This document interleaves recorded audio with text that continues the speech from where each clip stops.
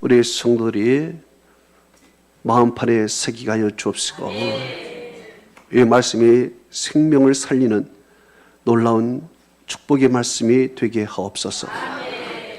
듣는 자들의 귀가 복되게 하여 주시고 하나님의 말씀이 아버지여 우리에게 역사하사 하늘 문이 열리게 하여 주옵시고 말씀을 듣는 중에 하나님 치유와 회복의 역사가 나타나게 하시고 말씀을 듣는 중에 죽었던 영혼들이 살아나는 부활의 역사가 나타나게 하옵소서.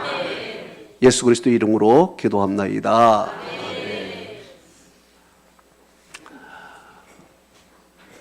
오늘은 부활신앙이라는 제목으로 말씀을 증거할 때 많은 은혜를 받으시기를 바랍니다.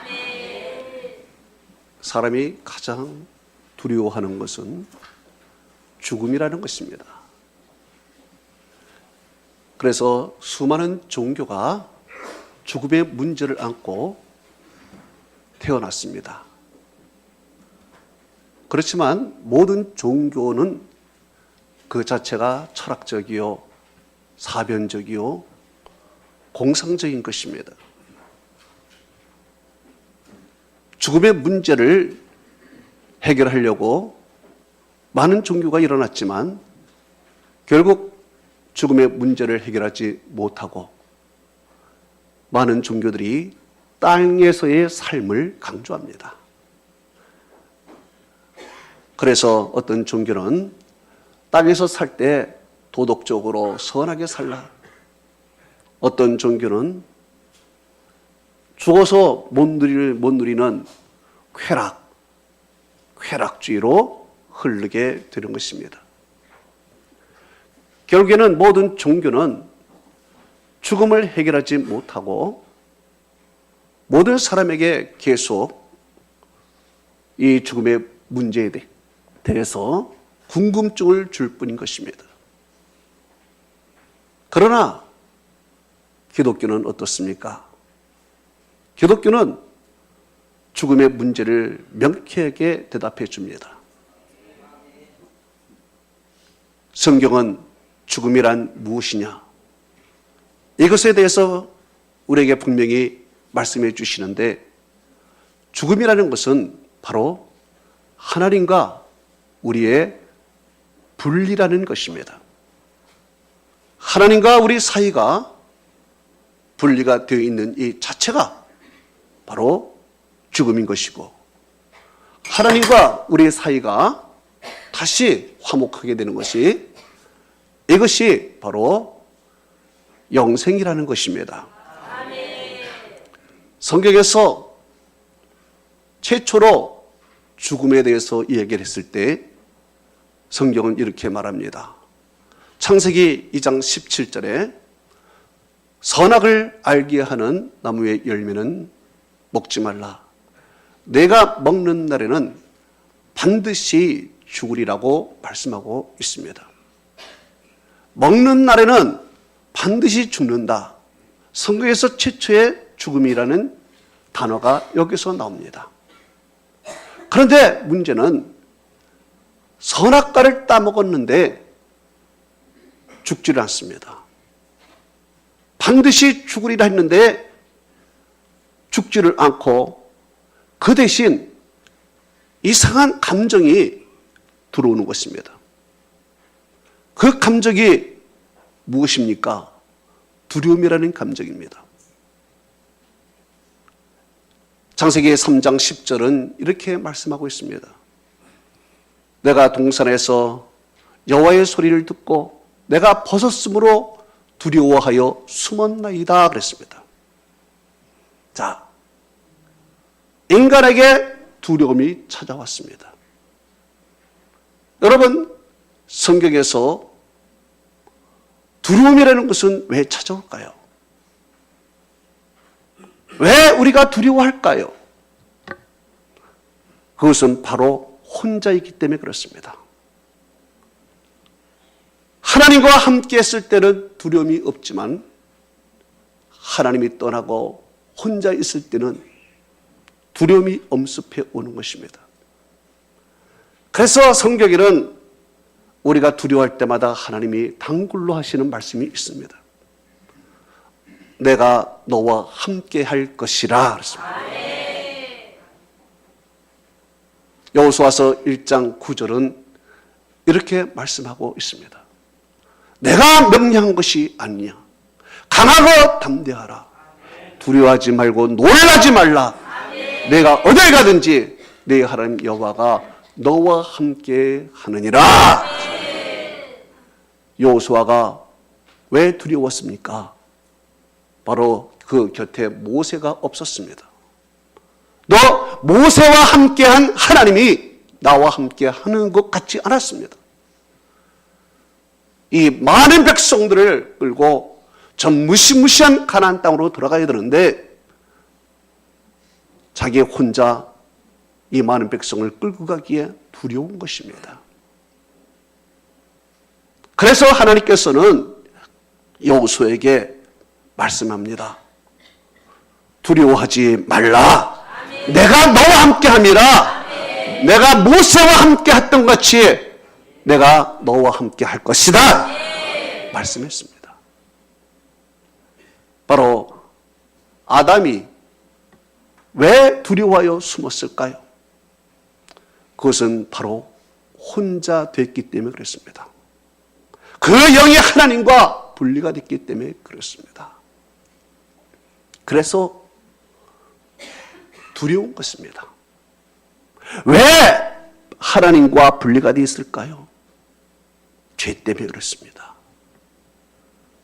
하나님이 먹지 말라는 선악과를 따먹은 불순종이 그에게 있는 것입니다. 바로 이 죄가 하나님과 우리 사이를 갈라 놓은 것입니다. 이사야서 59장 2절은 이렇게 말씀하고 있습니다. 오직 너희의 죄악이 너희와 너희 하나님 사이를 갈라 놓았느니라. 너희의 죄가 그의 얼굴을 가리워서 너희에게서 듣지 않게 함이라 그랬습니다. 무슨 말씀입니까? 바로 우리 죄악이 하나님과 우리 사이를 갈라 놓았습니다. 분리를 시킨 것입니다. 이제 아담은 하나님 없이 있는 이 자체가 두려운 것입니다. 이제 아담은 이러한 두려움 가운데 이제 숨고 하나님이 두려운 거예요. 또한 이제 이 영혼이 하나님과 떠난 육체는 무익한 육체가 되어버렸습니다. 영혼이 떠난 이 육체는 더 이상 영원히 살지를 못합니다. 이 육체도 이제 유한하게 된 것입니다. 하나님과 사람 사이에 갈라놓은 사이에 뭐가 들어왔습니까? 죽음이 들어온 것이죠. 이제 죽음이 우리 인간을 끌고 가는 것입니다. 그러면서 영원히 죽은 인간은 육체에 이제 죽음을 맞이하게 되는 것입니다. 마치 나무의 뿌리가 잘렸다고 합시다. 그 뿌리가 없는 나무는 당분간 꽃을 피고 살 수 있죠. 그러나 그 나무는 이제 말라 점점 죽어가는 것입니다. 우리 육신도 마찬가지입니다. 죽음으로 가는 이 육신, 그 증상이 무엇일까요? 바로 태어나서 늙고 병들고 고통당하고, 이것들이 바로 죽음의 증상들인 거예요. 오늘도 우리는 계속 육체가 죽어가고 있어요. 오늘도 여러분의 세포는 계속 죽어가고 있습니다. 그리고 우리의 육신은 이제 마침내 죽음으로 귀결되는 거예요. 영의 죽음으로 시작해서 육신의 죽음으로 귀결되는 것입니다. 이제 육체의 죽음으로 모든 것이 끝이 나는데 인간은 그 후에는 죄의 형벌을 받아야 됩니다.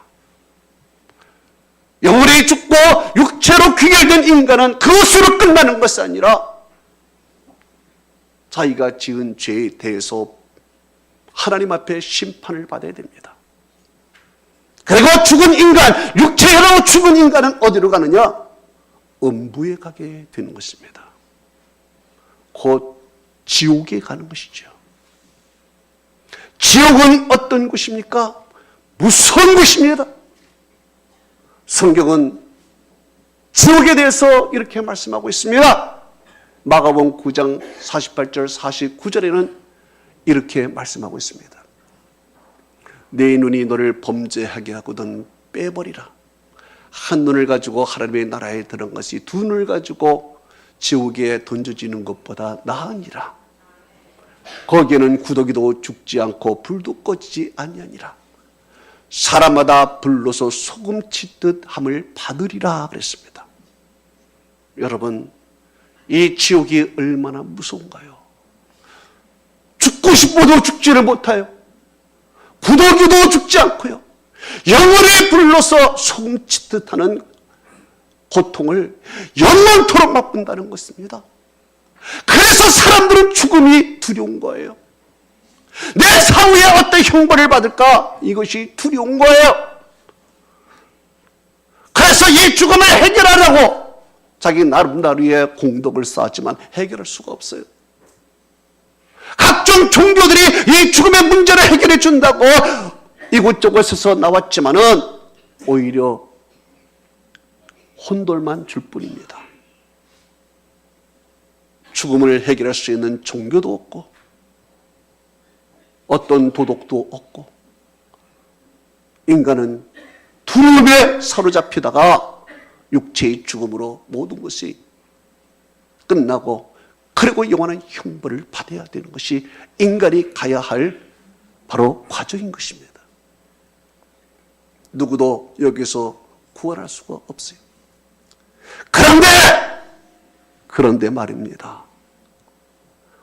이 죄의 문제를 해결하고 그리고 우리를 다시 살리고 영원한 천국으로 우리를 인도할 분이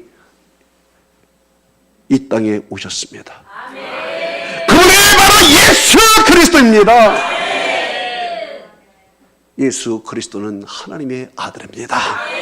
그분은 창조자입니다. 그분은 우리를 만드신 분입니다. 그분은 우리의 죄를 해결할 수 있습니다.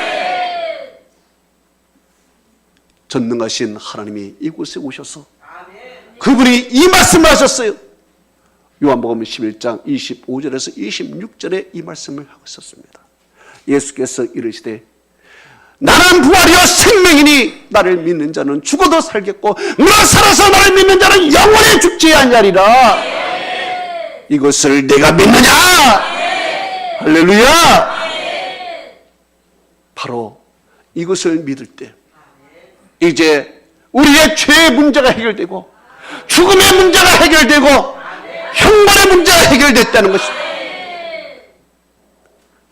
예수께서 이 말씀을 어디에서 했습니까? 바로 나사로의 장례식 때 한 것입니다. 예수께서는 나사로 장례식에 오시기 전에 이런 말씀을 하셨습니다. 요한복음 11장 11절에 우리 친구 나사로가 잠들었도다. 그러나 내가 깨우러 가노라 그랬습니다. 성경은 이 잠을 무엇인가? 요한복음 11장 13절에 그것을 해석해 주고 있습니다. 그 잠이라는 것은 그의 죽음을 가리켜 말씀하신 것이라 그랬습니다. 죽음에 대해서 얘기한 거래요. 예수님은 죽음을 잠이라고 말씀하셨어요. 왜 잠이라고 말씀하셨을까요? 잠이라는 것은 깨면 됩니다. 일어나는 거예요. 죽음이라는 것은 영원히 끝이지만은 잠이라는 것은 다시 일어나는 거예요. 곧 부활한다는 것입니다. 이렇게 예수님께서는 잠에서 깨어난다. 사람들이 웃기는 이야기 같지만은 예수님께서는 실제로 그것을 보여주셨습니다. 우리 주님께서는 큰 소리로 요한복음 11장 43절에 나사로야 나와라 그랬습니다. 무덤에서 나사로야 나오라. 사람들은 아유 죽은 지 나흘이나 되고 냄새도 나는데 어떻게 나옵니까? 그러나 예수님께서는 나오라 그랬습니다. 그랬더니 어떤 현상이 일어났습니까? 요한복음 11장 44절에 성경은 이렇게 말씀하고 있습니다. 죽은 자가 수족을 배도수로 둘러 나오고 그 얼굴에는 손으로 가리웠는데 예수께서 이르시되 풀어 다니게 하라 그랬습니다. 할렐루야. 바로 그 죽은 나사로가 예수님이 나오라고 하니까 배를 동인 채로 얼굴에 수고를 가린 채로 나온 것입니다. 그리고 예수님께서는 풀어 다니게 하고 먹을 것 주고 정상적인 삶을 살라고 했습니다. 예수님께서 왜 이렇게 살리셨을까요? 무엇을 보여주고 싶었을까요? 이 사건을 통해서 무엇을 보여주고 싶었을까요? 바로 예수님이 죽음의 문제를 해결해 주었다는 것입니다. 바로 예수님께서는 요한복음 11장 40절에 하나님의 영광을 보여주고 싶었습니다. 할렐루야. 여러분 예수를 왜 믿습니까? 먼저는 우리 죄를 예수님께서 해결해 주셨습니다.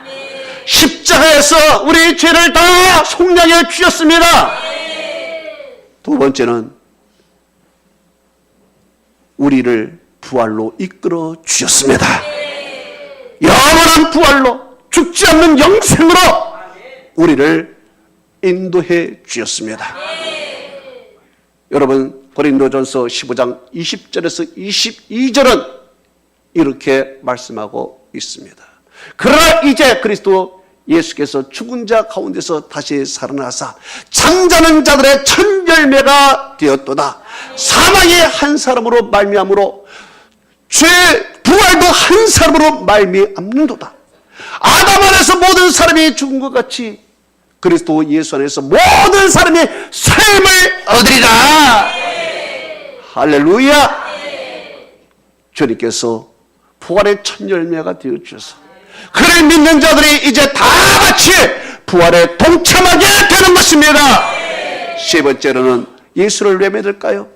바로 이제 부활한 우리는요 하나님과 영생하는 영생 복락의 축복을 우리가 받는 것입니다. 이제 천국에서 지옥의 형벌이 아니라 하나님과 함께 영생을 누리며 영원한 축복을 받는 것입니다. 그래서 요한계시록 21장 3절 4절은 이렇게 말씀하고 있습니다. 내가 보좌에서 큰 소리를 들으매 보라! 하나님이 모든 눈물을 우리 눈에서 씻기시고 그리고 사망이나 애곡하는 것이나 곡하는 것이나 아픈 것이 다시 있지 아니하리니 처음 것들이 다 지나갔습니다. 할렐루야. 그렇습니다. 주님께서 우리를 영생복락으로 인도해 주신 것입니다. 여러분 예수를 믿으면 이런 축복이 있는 줄 믿습니다. 우리 주님께서 이제 우리가 하나님과 분리가 되었지만은 우리 예수님께서 육체의 죽음으로 말미암아 우리를 하나님과 화목시켜 주신 것입니다. 골로새서 1장 22절은 이렇게 말씀하고 있습니다. 그의 육신의 죽음으로 말미암아 화목하게 하사 너희로 거룩하고 흠없게 하고 그리고 책망할 것이 없는 자로 그 앞에 세우게 하려라 그랬습니다. 할렐루야. 이제 예수의 죽음으로 말미암아 분리되었던 하나님과 분리되었던 우리가 화목관계를 이루고 이제 우리 죄를 속하시고 우리를 부활로 인도하시고 영생복락으로 하나님이 허락해 주신 것입니다. 이 부활의 때 이런 축복 이런 은혜를 다 받는 여러분 되시기를 주님의 이름으로 축복합니다. 아멘. 기도합니다. 여러분 이 시간에 이 말씀을 생각하면서 하나님 나에게 부활로 인도해 주신 것 감사합니다. 영생 누리게 해주신 것 감사합니다. 우리 이 시간에 1분 동안 통성으로 다 같이 기도하겠습니다. 전능하신 아버지 하나님 감사드립니다. 하나님께서 살을